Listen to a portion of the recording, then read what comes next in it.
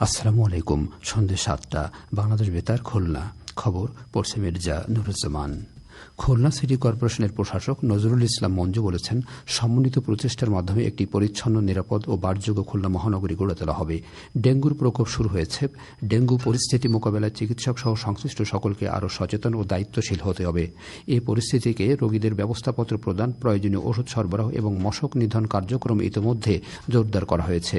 তিনি আজ Khulna medical college হাসপাতালের সম্মেলন কক্ষে বাংলাদেশ সোসাইটি অব মেডিসিন এবং খুলনা মেডিকেল কলেজের মেডিসিন বিভাগের উদ্যোগে ডেঙ্গুর বর্তমান পরিস্থিতি ও হালনাগাদ ব্যবস্থাপনা শীর্ষক এক সেমিনারে প্রধান অতিথির বক্তৃতায় কথা বলেন।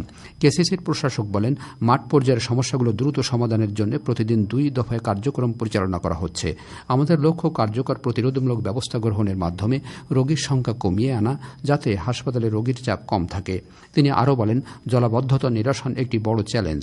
এই সমস্যার সমাধানে ধারাবাহিকভাবে কাজ করা হচ্ছে এবং ইতোমধ্যে উল্লেখযোগ্য সাফল্য অর্জিত হয়েছে। ডেঙ্গু মোকাবেলায় নতুন উদ্যমে এবং দ্বিগুণ শক্তি নিয়ে আরও বিস্তৃত ও কার্যকর ব্যবস্থা গ্রহণ করা হবে। খুলনা মেডিকেল কলেজের সহকারী অধ্যাপক ডা মোহাম্মদ নজরুল ইসলাম, সহযোগী অধ্যাপক ডা মোহাম্মদ নাজবুল কবির ও সহযোগী অধ্যাপক ডা মোহাম্মদ কবির উল ইসলাম সেমিনারে ডেঙ্গু বিষয়ক কি নোট পেপার উপস্থাপন করেন।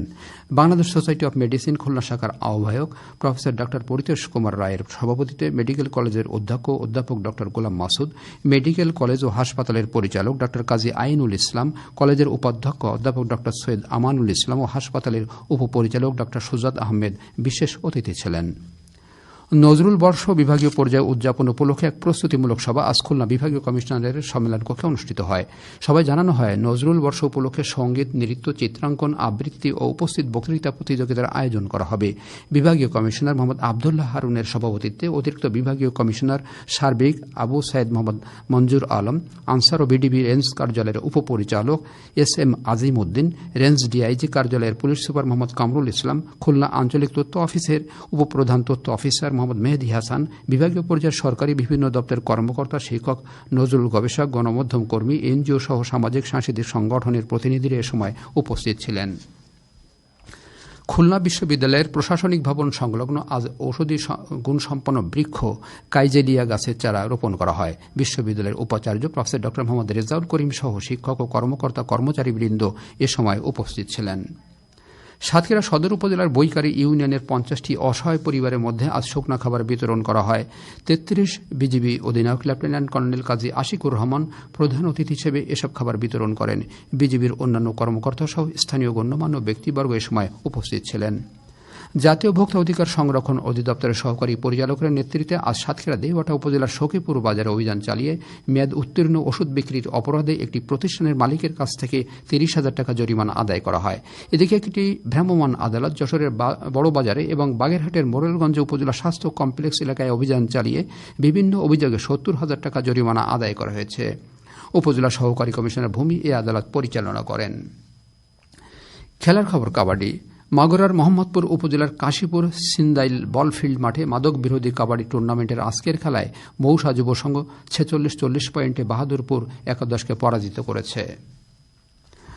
ঢাকা আবহাওয়া অফিস জানিয়েছে, উত্তর পশ্চিম বঙ্গোপসাগর তৎসংলগ্ন পশ্চিম বঙ্গ উপকূলে অবস্থানরত গভীর নিম্নচাপটি পশ্চিম উত্তর পশ্চিম দিকে সরে গিয়ে আজ সকাল 6টায় পশ্চিমবঙ্গ উড়িষ্যা উপকূল অতিক্রম করে বর্তমানে উত্তর উড়িষ্যা এবং তৎসংলগ্ন গাঙ্গেয় পশ্চিমবঙ্গ উপকূল এলাকায় অবস্থান করছে। এটি পশ্চিম উত্তর পশ্চিম দিকে অগ্রসর এবং ক্রমান্বয়ে দুর্বল হতে পারে। উত্তর বঙ্গোপসাগর এবং তৎসংলগ্ন বাংলাদেশের উপকূলীয় এলাকার উপর দিয়ে দমকা থেকে ঝোড়ো হাওয়া বয়ে যেতে পারে। উত্তর বঙ্গোপসাগর ও তৎসংলগ্ন এলাকায় বায়ুচাপের তারতম্যের আধিক্য বিরাজ করছে। এর প্রভাবে সমুদ্র বন্দর সমূহ উত্তর বঙ্গোপসাগর এবং তৎসংলগ্ন বাংলাদেশের উপকূলীয় এলাকার উপর দিয়ে দমকা অথবা ঝোড়ো হাওয়া বয়ে যেতে পারে। চট্টগ্রাম, কক্সবাজার, মোংলা ও পায়রা সমুদ্র বন্দর সমূহকে 3 নম্বর স্থানীয় সতর্ক সংকেত দেখে যেতে বলা হয়েছে। উত্তর বঙ্গোপসাগরে অবস্থানরত সকল মাছ ধরার নৌকা ও ট্রলার সমূহকে পরবর্তী নির্দেশ না দেওয়া পর্যন্ত উপকূলের কাছাকাছি থেকে সাবধানে চলাচল করতে বলা হয়েছে। এদিকে আজ রাত 1টা পর্যন্ত পূর্বাভাসে বলা হয়েছে খুলনা, যশোর, কুষ্টিয়া, রাজশাহী, পাবনা, ঢাকা, ফরিদপুর, বরিশাল, পটুয়াখালী, নোয়াখালী, কুমিল্লা, চট্টগ্রাম, কক্সবাজার, ময়মনসিংহ ও সিলেট অঞ্চলে দক্ষিণ অথবা দক্ষিণ পূর্ব দিক থেকে অস্থায়ীভাবে ঘণ্টায় ৪৫ থেকে ৬০ কিলোমিটার বেগে দমকা থেকে ঝোড়ো হাওয়া বয়ে যেতে পারে। সেই সঙ্গে বৃষ্টি অথবা বজ্রসহ বৃষ্টিপাতের সম্ভাবনা রয়েছে। এসব এলাকার নদী বন্দরের সম্মুখে ১ নম্বর সতর্ক সংকেত দেখাতে বলা হয়েছে। খবর শেষ হলো। আমাদের পরবর্তী খবর প্রচারিত হবে আগামীকাল সকাল ৮টা ১০ মিনিটে বাংলায়।